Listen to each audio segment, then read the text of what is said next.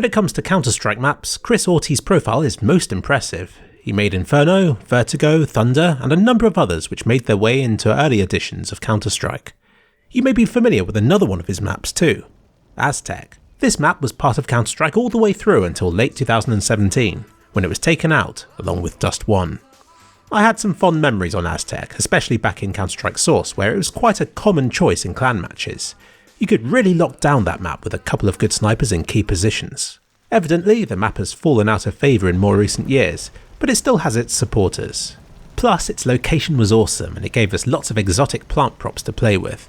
But what you might not have known about it is that it had a sequel. Chris started work on it in 2003, and while it was never officially included in the game, at some point it found its way onto the internet and is still available for download from Chris's own site.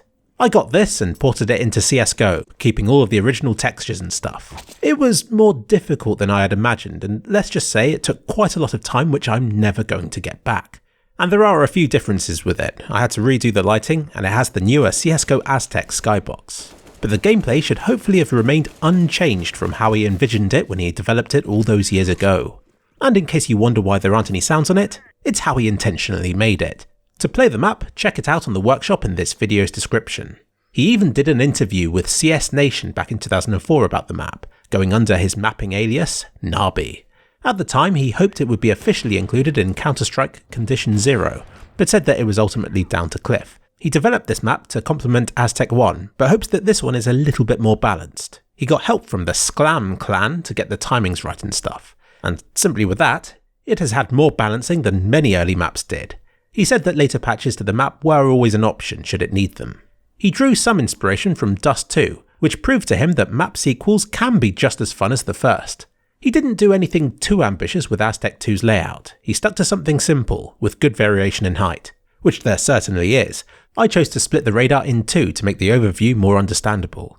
I described the layout as a simple cross, with a long straight passage of water from one end to the other, and plenty of passages and corridors leading through and around it. On the terrorist side, Aztec 1 always felt like it was forcing me around to the left, but in this one, both sides of the map remain viable options, as well as charging straight ahead if you're feeling brave enough. You only have to see the players running about a bomb site to know that there's plenty of space on this map, so snipers may still be the preferred weapon of choice. He pointed out that too many entrances at once can make players paranoid, so he hopes that with his layout, players will know where enemies are likely to come from, which is better than stepping out and getting shot from an unknown angle.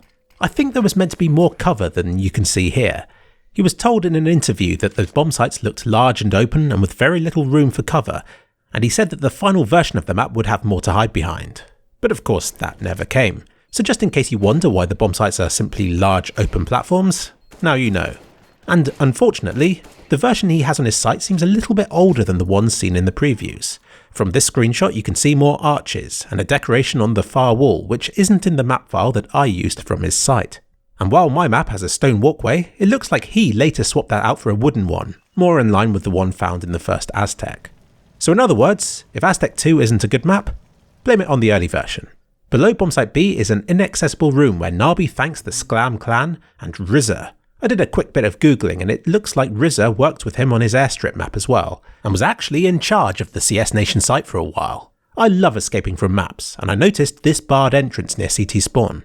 It didn't dawn on me until I had finished porting the map across, but there's actually no way of getting to the courtyard on the other side of it.